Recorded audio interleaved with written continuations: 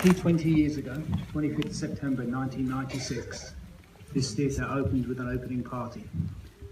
And the first film that screened at 9 p.m, same as this session tonight.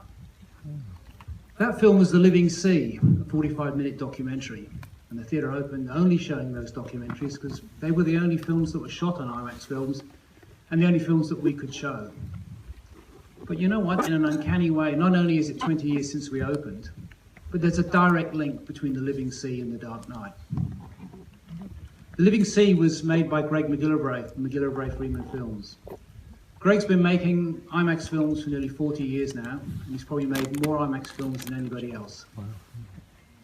And when he was busy making films, there was a young Christopher Nolan at 14, whose parents took him to the Smithsonian Institution in Washington. And he watched an IMAX movie when he was there. The movie he watched was called To Fly. It's still showing, and Greg McGillivray had directed it. I was at an IMAX convention about 2 years ago, and Christopher Nolan came and spoke to about 40 IMAX exhibitors. And he told us that story of how, as a young 14-year-old, he sat in that cinema. And during the flying sequences, he looked and noticed the entire audience was moving from side to side. And he said, at the time, he said to himself, I want to make films that make people do that get them that involved and immersed in what's going on the screen, that they're moving with the action. So run forward quite a few years, and suddenly Chris Nolan's got a bit of weight in Hollywood. He wants to make The Dark Knight. And more importantly, he wants to shoot it with IMAX cameras. He fought the battle with the studio, who thought it was going to be too expensive, it would take too long, there'd be too many problems. But before he started, Wally Pfizer, his experienced director of photography, and he decided really, before they embark on using IMAX cameras, they need to talk to somebody who knows a lot about making IMAX films. And they went down to Laguna Beach, which is just south of LA, where Greg McGillivray has his offices and his studio. And they spent a day with Greg, and they picked his brain. Tell us about these cameras. Tell us what you can and can't do. What's a real close-up with a screen this big? What can we get away with in terms of camera movement? And I've got to say, when I first saw The Dark Knight, and it was the first feature film shot with IMAX cameras, I was blown away at what Nolan had done. You need to remember that this film was released in 2008. It was only a short time around after Avatar, and the world was abuzz with 3D. Everyone was talking 3D. 3D was the future of cinema. And Nolan came out with a 2D film. But the IMAX scenes, I gotta say, I was in this theatre, and a colleague and I, as we left, we both said, forget 3D. Look what he's done with 2D. It was incredible. So it's a lovely story, I think, that wraps up our 20 years in this fantastic theatre with this fantastic screen and this absolutely fantastic film medium. We started with one master, Greg McGillivray, who's still making films, and we end with another. And Chris Nolan is in the middle of making his new film, Dunkirk, which releases in December next year. No surprise, he's shooting with IMAX cameras. But what is a nice surprise is he's agreed to make a little intro for tonight's screening, just for you guys. And it says a lot about how much he loves this medium, how much he loves this theatre, and how pleased he is that the film we've chosen to close out our 20 years here is one of his, The Dark Knight. Cool. So let me introduce Chris Nolan on screen to say thank you to all of you, because without you, there wouldn't be anything here, there wouldn't be a business here. It's the cinema goers of Sydney who've come here and loved what we've done, who's made it all worthwhile. So biggest thanks go to you. Anyway, here's Chris Nolan, and enjoy The Dark Knight. Thank you very much.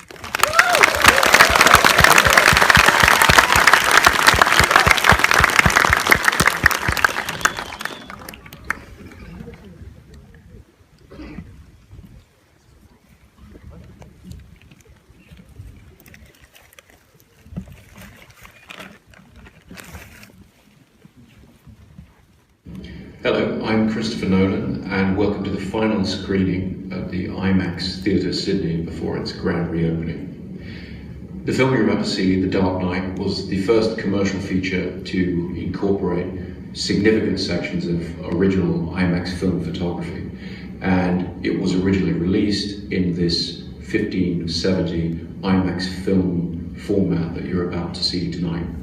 The team at IMAX and I are thrilled that you're going to get a chance to see the film the way it was originally meant to be experienced on a true 15 IMAX film print with all of the depth and clarity and resolution and hopefully excitement that entails. So thank you very much for coming, and please enjoy this presentation of The Dark Knight.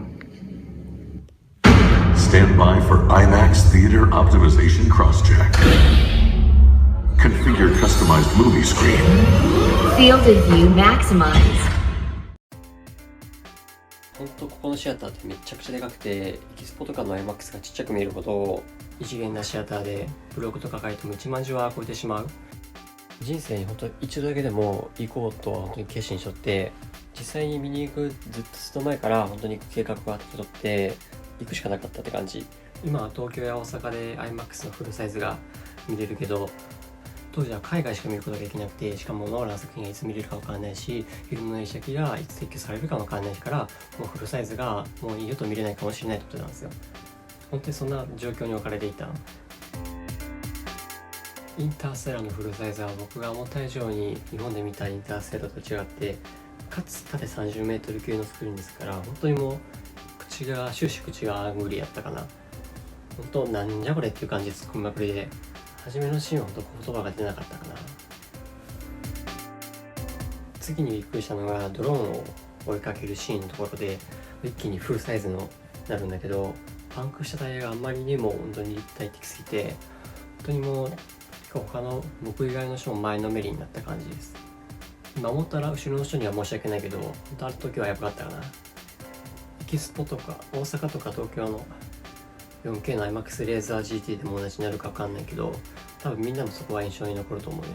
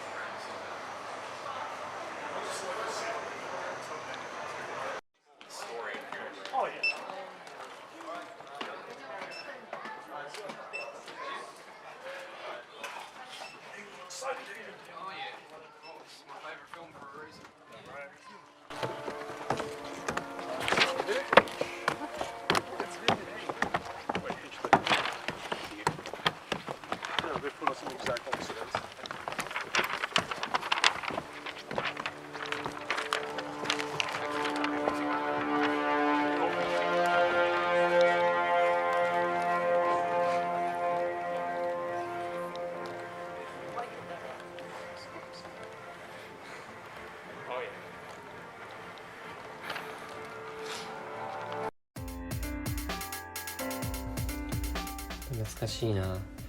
俺行った時5年前からね、本当に記憶が結構曖昧なんだけど、この時はアバターとかスターウォーズとか4つやったんかな。インターステラーしか見たことなくてちょっとあれやけど、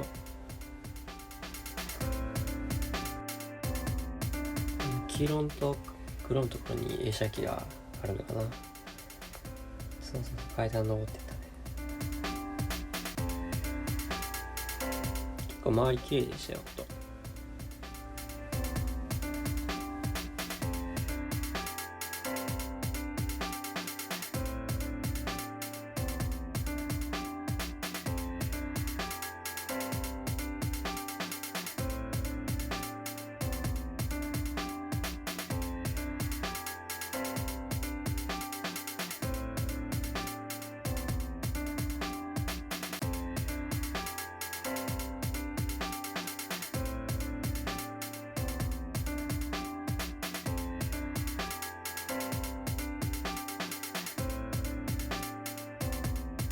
昔の IMAX シアターって座席の設計もすっごい良くて、自分が宙に浮いてるような錯覚を覚える時もあって、結構急勾配なのは想定外でした。シドニーIMAXシアターは前の座席の下が多少被ってもそんなに問題なくて、スクリーンがでかすぎるから被ってる頭が小さく見える。映像に没入しすぎて肘を太ももの上に置いて見ていた人がいたんだけど、さすがにそれは邪魔やったかな。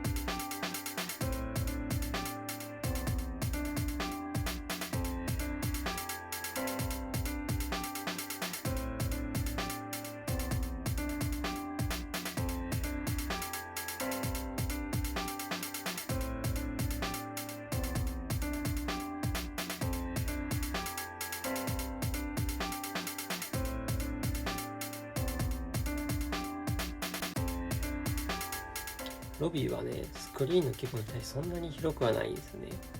池袋の暮らしにより少し広いくらいかな。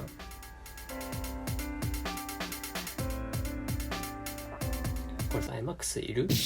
いらんよな。ここのね、垂れまくっていったらいいんですかね。IMAX のドキュメンタリーばっかりなんですよね。上映予定の作品は、ここですね。結構控えめなところにあります。ここは見終わってロビーでつながる階段ですね。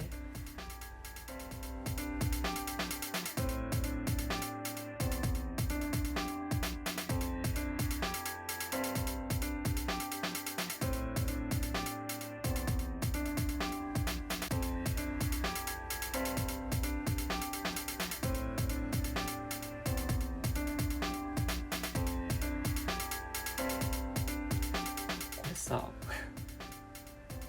何のキャラクターって感じだよ。なんだこれ。